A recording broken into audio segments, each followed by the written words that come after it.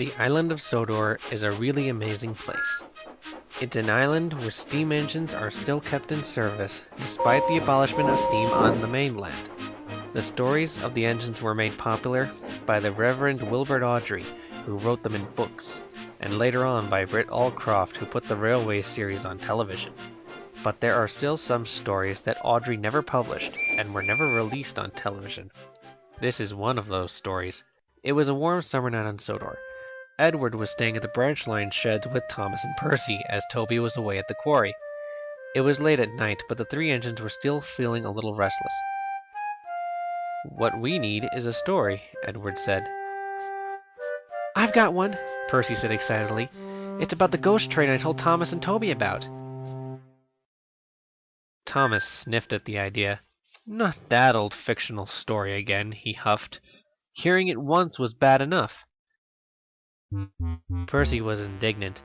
"You just don't like it because after I told you, I spooked you with the cart of lime, and you thought I was a ghost," the small green engine retorted. Thomas went red in the face. He didn't like being reminded about being frightened. Edward was curious about the tale. "Please tell me about it, Percy. I never heard it," he said. As Percy told Edward the story, Edward began to look uncomfortable.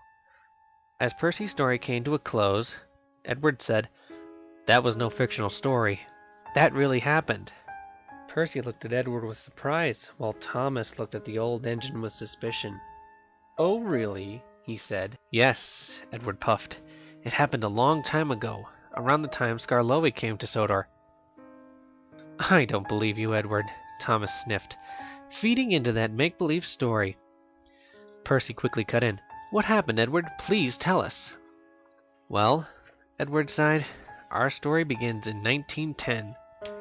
And this is the story Edward told. During the early 20th century, the Northwestern Railway was made up of smaller, private railways and branch lines. The Knapford, Tidmouth, and Marin was one such branch line. During the run of this branch line, it was kept separate from the big S&M Railway by a large chasm where the viaduct now spans between Marin and Cronk. The line continued on for a while after Marin, to allow engines to run their trains out of the way and to shunt their cars out of the way when not in use. The rails ran all the way to the chasm and ended at a set of buffers. It was run by 3 engines. One of them was named Timothy. From what the other engines told me about him, he was an old but kind engine who was painted dark gray with the number 0 on his side tanks. He was a hard worker, though he could be prone to losing his temper if something didn't go right or upset him personally.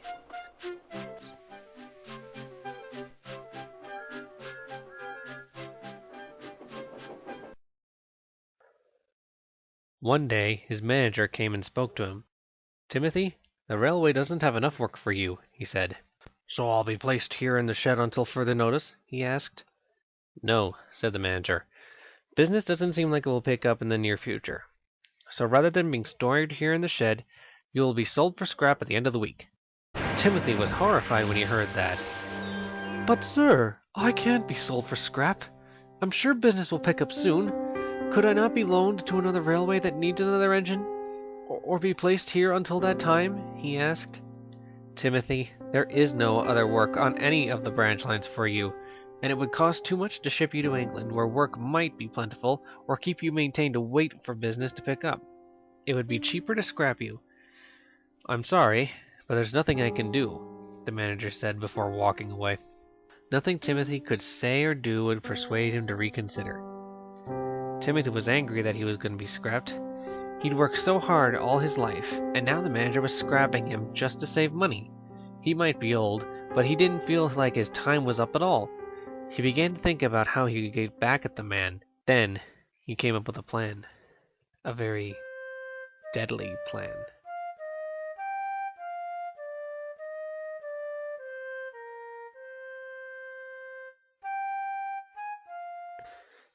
The night before he was to be sold for scrap, Timothy was to take a late-night train from the docks at Knapford to Marin. Before he left, he spoke to the other engines, who were not pleased to hear about his unfortunate fate. But Timothy was oddly calm about the whole ordeal. "It's okay," he said. every engine's time comes, and unfortunately it's my time now. After this run, I shall go on and head to the scrapyards, where I shall accept my fate." And with that he left for the docks, much to the confusion of the other engines. He arrived at the docks right on time. He coupled up to the coaches and simmered while the passengers got on board. Once the last door closed and the guard waved his green flag, the driver called out, "All steam ahead, Timothy." "Sure thing," Timothy called back, and they set off down the line. Timothy was enjoying himself. The coaches ran smoothly and clattered quietly behind as he puffed along the quiet countryside. As Timothy approached Wellsworth, the driver began to put on his brakes. But instead of coasting to a stop, Timothy kept going. His driver called out, "Timothy, what are you doing?" Timothy didn't reply and concentrated on his plan. He began to go faster and faster. He was going so fast he charged up Gordon's Hill without slowing down. The coaches rattled and shook as he raced on. The guard applied the brakes, but Timothy kept going. As Marin came into view, the driver and fireman knew what lay ahead. The driver called out one last time, "Timothy, don't! You'll kill us all!" But Timothy still didn't relent. The driver and fireman tried all they could to let off steam, but nothing worked. As they neared the chasm, Timothy's safety valve opened, letting off a loud shriek before it was drowned out by the sound of the crash and the cries of the passengers as Timothy and his train plunged into the ravine. The driver and fireman were killed instantly, along with 16 passengers. Timothy was also killed upon impact, leaving no answers as to what really happened. The accident was blamed on aging equipment.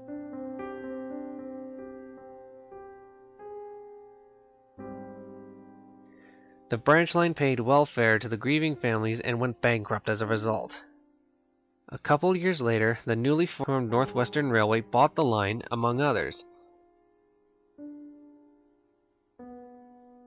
The engines on the branch were kept in service and later sold to other railways, but not before their story was told to me. And so every year on the date of the accident, Timothy's spirit runs again as a warning to others. "Pah!" snorted Thomas. "What nonsense! There are no such things as ghosts, and such a story is just vulgar." Edward looked at Thomas levelly. "I am most certainly not making it up, Thomas. The story Percy heard was true."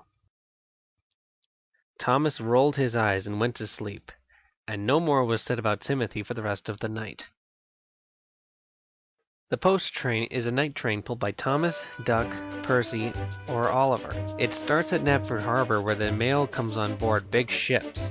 It is loaded onto the train and then is pulled from station to station where postmen deliver the letters and parcels all over Sodor. This particular night, Thomas was rostered to pull the mail train on the main line while Percy and Duck managed the branch lines. He backed down onto the mail wagons and waited for them to be loaded. Edward was busy shunting some goods for Bogo's midnight train. "It's that night, Thomas," he said quietly. "Look out for Timothy tonight." "Oh, stop it, Edward," Thomas wheezed. "You and I both know ghosts don't exist, so stop trying to scare others with such nonsense." Edward looked at Thomas with worry. At that time, the last door banged and the guard waved his green lamp, and the post train was ready to go. "Ghost train, indeed," Thomas muttered to himself as he puffed out of the harbor.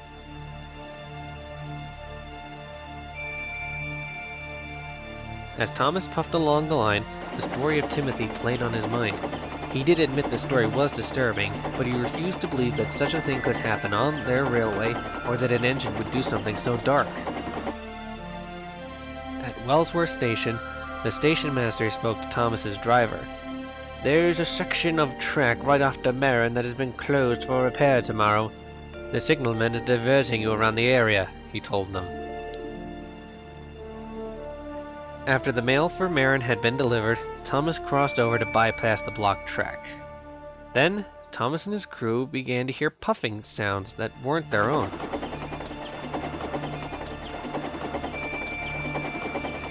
Thomas's driver looked back but saw nothing on their line. "I don't understand," he said. "Thomas is the only engine on this line tonight." Then, out of the darkness, came a shadowy engine. The blue tank engine was shocked by what he saw. A dark gray engine puffing as hard as he could with the number 0 on his side tank.